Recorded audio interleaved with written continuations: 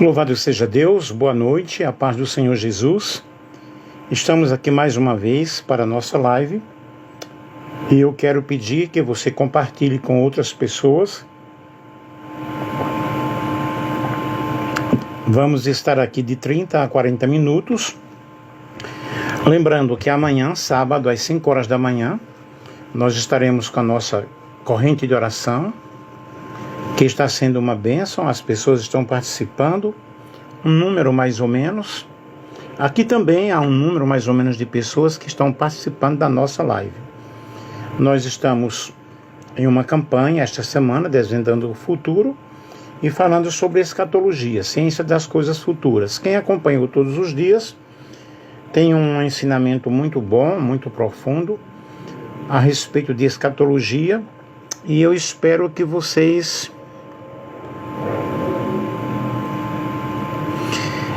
me sigam aí, compartilhem, joguem coraçãozinhos aí, e nós louvamos a Deus pela tua vida, glorificamos o nome do Deus Todo-Poderoso. E hoje, o que é que nós iremos falar? Nós iremos falar sobre a noiva de Cristo, as características da noiva de Cristo, né? Ontem nós falamos sobre as bodas do Cordeiro, evidentemente falamos algo a respeito da noiva do Cordeiro, mas hoje nós iremos falar de uma forma bem mais apurada sobre as características dessa noiva de Cristo, que é a sua igreja, a igreja comprada e redimida pelo sangue do Cordeiro, a igreja da qual faz parte todas as nações, todos os povos, etnias, nações, povos e línguas, pois quando João ele viu lá no Apocalipse, ele viu uma grande multidão. São pessoas cujos nomes estão escritos no livro da vida do Cordeiro, evidentemente frequentam uma igreja aqui, porém, na realidade, a igreja invisível somente o Senhor conhece, quem faz parte dela. Eu pediria que você compartilhasse aí com outras pessoas. Aqui é o professor Nelson, missionário Nelson, e nós temos um ministério online resgatando os feridos. Eu dei um nome a esse ministério. Eu faço sempre lives de oração, de aconselhamento, de pregação, de reflexão. Hoje eu fiz bastante live, ok? E a figura do casamento, na realidade, ela é usada nas Escrituras para representar, para identificar o relacionamento entre Deus e o seu povo. E nós vemos no Velho Testamento, Deus é o marido e o povo, Israel, a mulher. Claro que isso aí é uma simbologia, é uma metáfora muito grande. E no Novo Testamento nós vamos perceber, nós vamos entender que Cristo é o noivo, a igreja a noiva. E é uma riqueza muito grande toda essa simbologia, toda essa alegoria, todas essas explicações, quando nós entendemos a palavra do Senhor. E nós observamos em Ezequiel que ele descreve o casamento de Israel com Deus. E nós vamos ler aqui. Ezequiel 16, 8 a 14. Passando por junto de ti, vi-te, eis que o teu tempo era de amores. Entendi sobre ti as obras do teu manto, estendi sobre ti as obras do meu manto, e cobri a tua nudez, dei-te juramento e entrei em aliança contigo, diz o Senhor Deus, e passaste a ser minha. Então te lavei com água e te enxuguei do teu sangue, te ungi com óleo, também te vesti de roupas bordadas e te calcei com couro da melhor qualidade. Te cingi de linho fino e te cobri de seda. Também te adornei com enfeites e te pus braceletes nas mãos e colar à roda do teu pescoço. Coloquei-te um pendente no nariz, arrecadas nas orelhas e linda coroa na cabeça. Assim foste ornada de ouro e prata. O teu vestido era de linho fino, de seda e de bordados. Nutriste-te de flor de farinha, de mel e azeite. Eras formosa em extremo e chegaste a ser rainha. Correu a tua fama entre as nações, por causa da tua formosura, pois era perfeita por causa da minha glória que eu pusera em ti, diz o Senhor Deus. Vocês observem aqui, essa perfeição aí, por causa da glória do Senhor. Aqui nós observamos uma descrição maravilhosa, e nós podemos aí trazer esta linguagem para a noiva de Cristo, para a noiva do Cordeiro. E ser a noiva de Cristo implica em uma escolha de comunhão diariamente, viver uma vida de santidade, de pureza. E nós observamos aqui, nesta descrição, trazendo esta linguagem para a noiva do Cordeiro, como que o Senhor fez, como que esta noiva está adornada, com roupas bordadas, com o melhor calçado, com a coroa, com adornos, com braceletes, formosa, nutrida. Aqui está falando, nessa simbologia, de uma igreja realmente perfeita. E nós podemos entender isto nas explicações ou nos estudos da palavra de Deus. Nós observamos que na época passada, antes de examinar alguns textos bíblicos, nós vamos aqui falar algumas informações sobre como era o casamento, o que eu falei ontem. O primeiro passo oficial do casamento era um compromisso assumido pelo casal, muitas vezes arranjado pelos pais, em que prometeram um ao outro. E assim Maria, por exemplo, em Mateus capítulo 1, versículo 18, ela foi desposada com José. Aí nós temos o desposário. E haviam presentes, haviam dotes, né? Foram dadas à noiva e à sua família pelo noivo ou a família. E nós vemos aí em Gênesis capítulo 24, nós vamos ler aqui, Gênesis capítulo 24, Gênesis é o primeiro livro da Bíblia, versículos 52 ao 53, que diz o seguinte: E aconteceu que o servo de Abraão, ouvindo as suas palavras, inclinou-se à terra diante do Senhor, e tirou o servo joias de prata e joias de ouro e vestidos, e deu-os a Rebeca. Aqui vocês observem as pessoas que dizem que é pecado usar joias, né? E também deu coisas preciosas a seu irmão e a sua mãe. Então observe aqui, vestidos, ouro, prata, joias, Rebeca aí toda adornada. E o que é que nós vemos aí? Essa prática é justamente semelhante ao dote de alguns países, e Jacó serviu seu sogro durante 7 anos para poder casar com Raquel. Havia então um intervalo de espera. Nesse intervalo, durante esse tempo, era importantíssimo manter-se a pureza, né? E a noiva deveria estar preparada, era esse período em que a noiva preparava-se justamente para haver esse casamento, vamos usar a palavra casamento.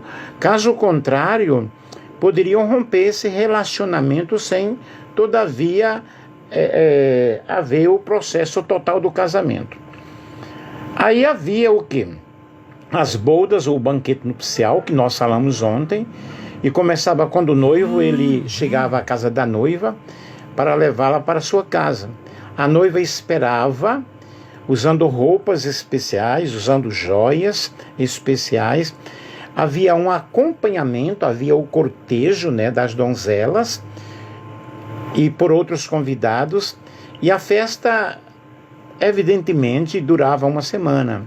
E nós vemos isso aí, a partir das bodas, os dois agora uma só carne, porque aí já haviam realmente consumado o casamento. E a festa das bodas era uma festa muito, muito especial, era uma festa muito, muito importante. O que é que nós podemos entender isso como simbolismo bíblico?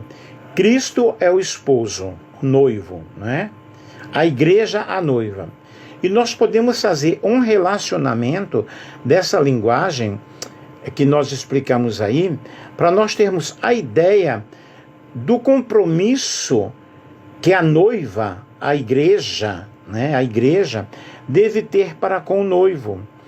Como ela deve estar preparada, como deve estar adornada, como deve ser as suas vestimentas, e como Cristo amou a igreja e assim mesmo se entregou por ela. Nós vemos em Efésios capítulo 5, versículo 25, e nós precisamos ver que essa igreja, essa noiva, né, será apresentada a Cristo como uma igreja gloriosa, como uma igreja sem mácula. Nós estamos falando das características da noiva do Cordeiro, sem mácula, sem ruga, sem defeito, pura. A pureza total está aí. E Apocalipse, nós podemos ler, Apocalipse 19, 7 a 9, que lemos ontem também.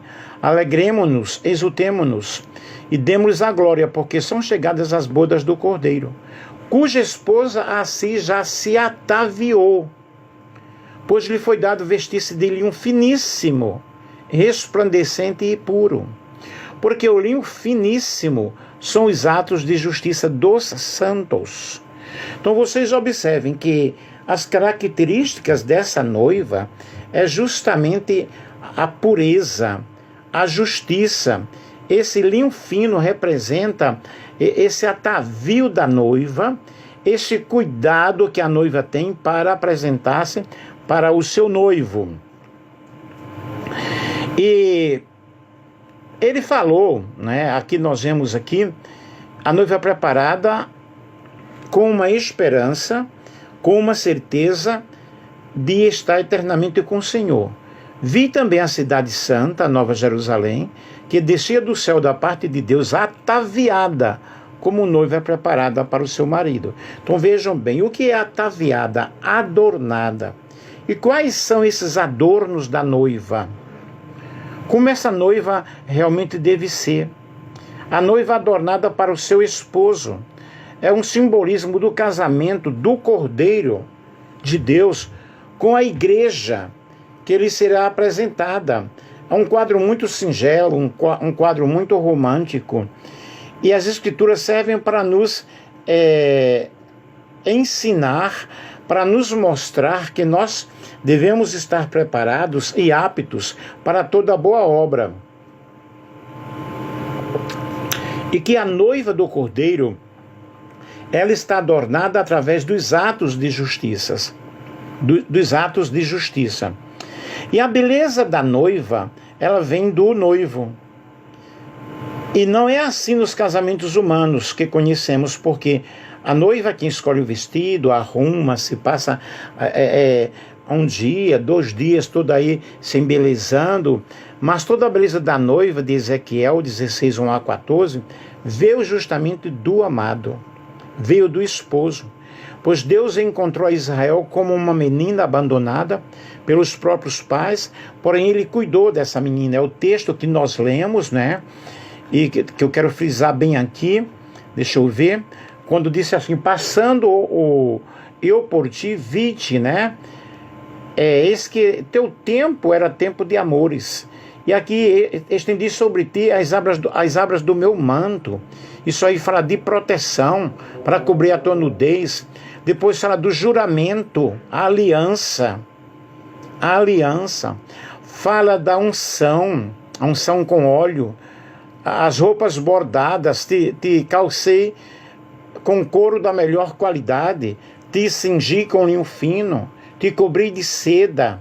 Te coloquei enfeites, braceletes. Vejam que tudo isso aí é uma simbologia espiritual, mostrando a pureza da igreja, mostrando as características do vestido da noiva, as características da igreja. Observe que isso aí é algo muito profundo, algo muito a você pensar, como realmente deve ser a nossa vestimenta espiritual.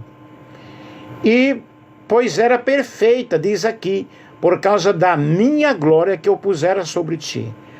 A igreja, ela tem a glória do Cordeiro.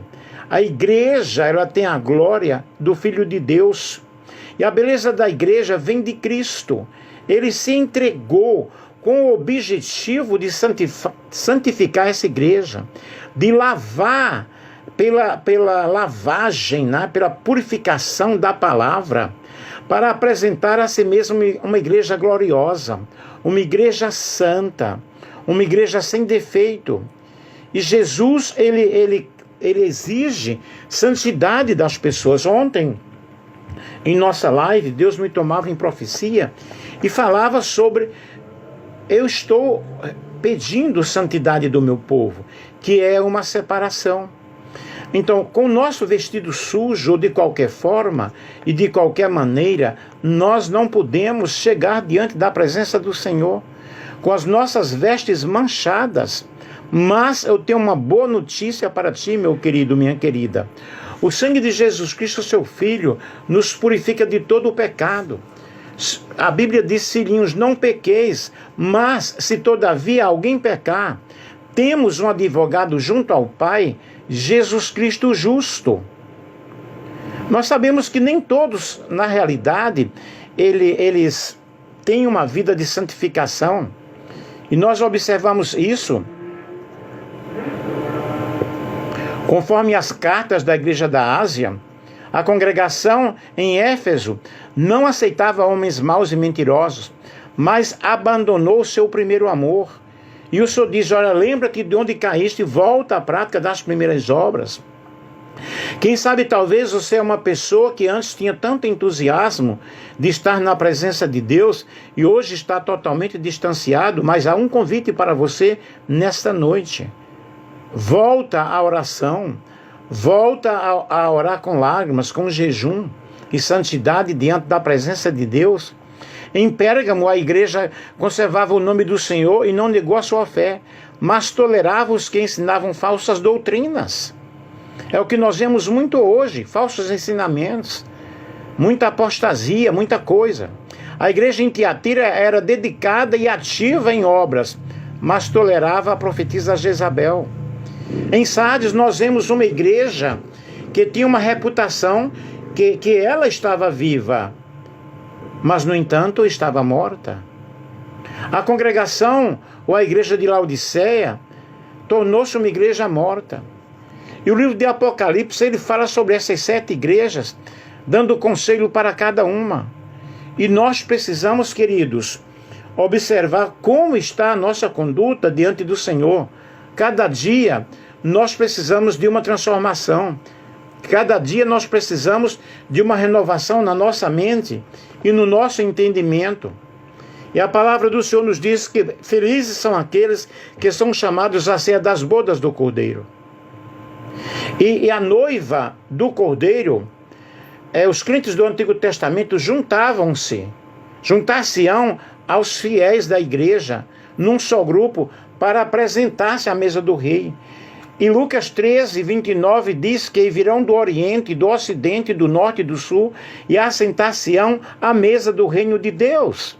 Então vocês observem aqui que são povos de todas as nações, de todas as raças, de todas as etnias. Mas o que vencer, ele vai ser vestido de vestiduras brancas. E a Bíblia diz que o nome dele não será riscado do livro da vida. O nosso nome precisa estar escrito no livro da vida do Cordeiro. Mas nós precisamos ter algumas características: a fidelidade. Diante das lutas, diante dos problemas, diante das tempestades, diante desse imenso mundo conturbado, Jesus disse: no mundo tereis aflições, mas tende bom ânimo, eu venci o mundo. Nós precisamos ser fiéis ao Senhor. Lutarmos, né? Depois, a santidade. Só pode ser igreja quem realmente é santo, viver em santificação. Vou ler aqui o Salmo 115, acho que eu li ontem. 115 não, o Salmo 15. Eu não lembro se eu li ontem. Mas observem o que nos fala o salmista. E vamos pegar aquilo que que nós precisamos. Salmo 15. Quem habitará no teu tabernáculo? Quem morará no teu santo monte? Aquele que anda em sinceridade e pratica a justiça e fala a verdade. Observe, sinceridade, justiça e verdade. É o que deve fazer a igreja do Senhor. É uma igreja santa. E nós precisamos não nos conformarmos com este mundo. Existem muitas pessoas conformadas com este mundo. Este mundo, ele está entregue ao maligno. Há uma luta muito grande, uma luta ferrenha a cada dia. E nós precisamos lutar para nos conservarmos puros diante da presença do Deus Todo-Poderoso. E nesse período de espera que nós estamos aguardando a nossa bem-aventurada esperança, nós precisamos entender que Deus está dando uma oportunidade para que todos nós possamos consertar a nossa vida. E nós precisamos, como a igreja do Senhor, adorar a Deus em espírito e em verdade, em meio a qualquer circunstância, em meio à dor, em meio ao sofrimento. Mas o Senhor Jesus, Ele está,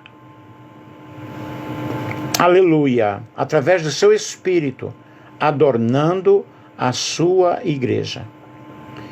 E o noivo espera que nós nos apresentemos diante dele com as nossas vestes resplandecentes, não com um coração sujo, cheio de pecado, cheio de ódio, cheio de amargura.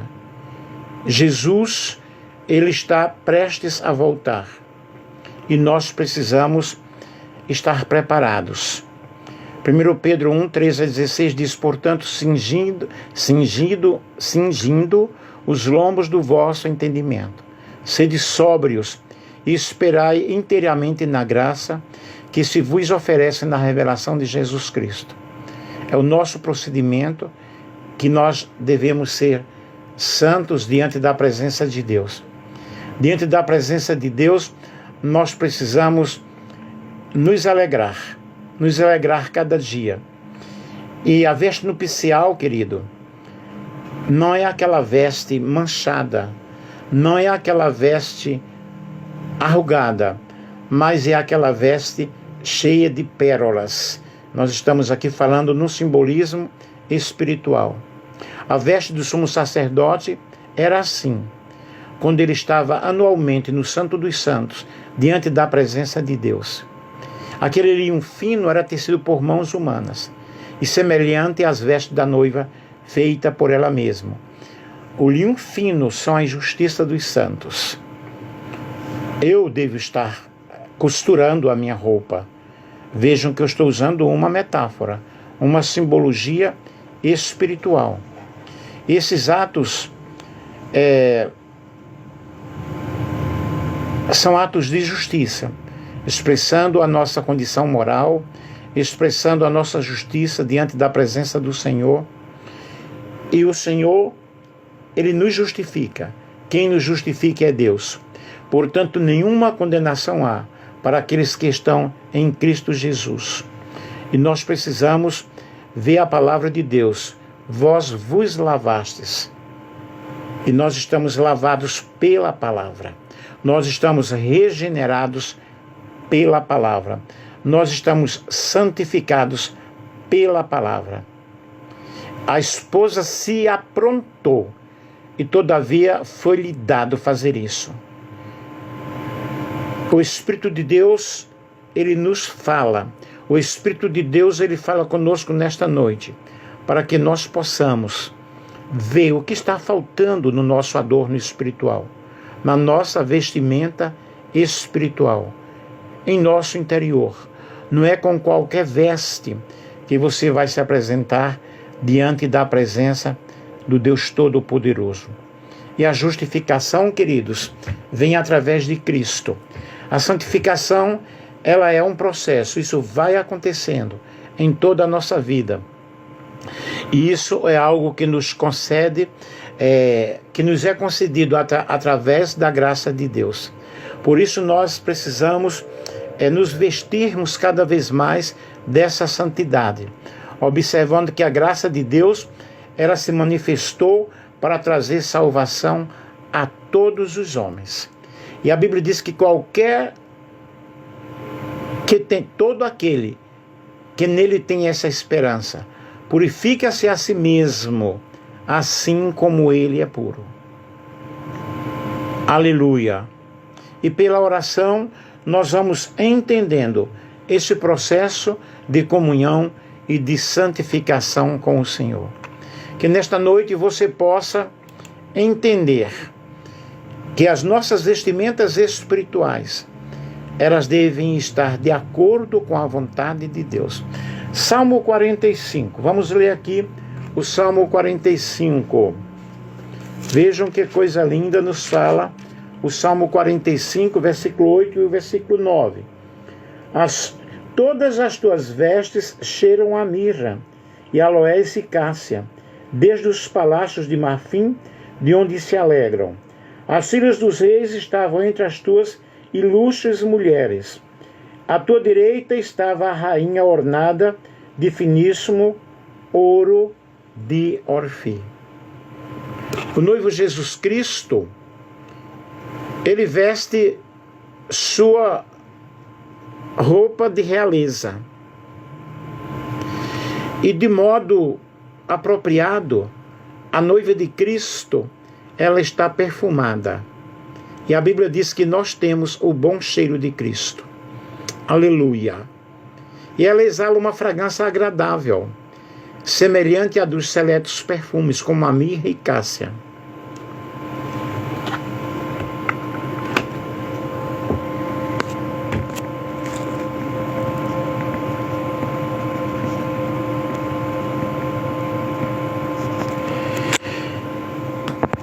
Deixa eu ver aqui.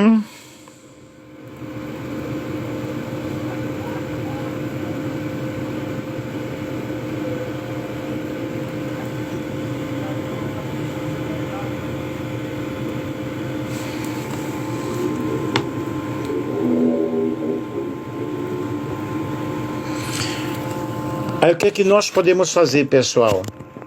Deixar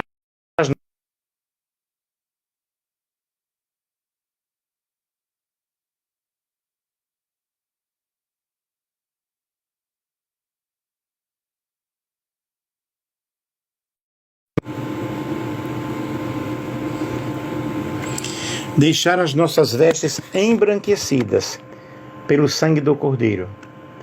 É Ele quem vai nos purificar. Portanto, que Deus ajude, que Deus abençoe e que você possa entender esse processo de purificação da nossa vida espiritual. Porque o Senhor é poderoso, o Senhor é santo para nos ensinar e que nós possamos estar preparados a todo instante e que a glória de Deus possa encher a tua vida em nome de Jesus. Amém? Que Deus nos abençoe.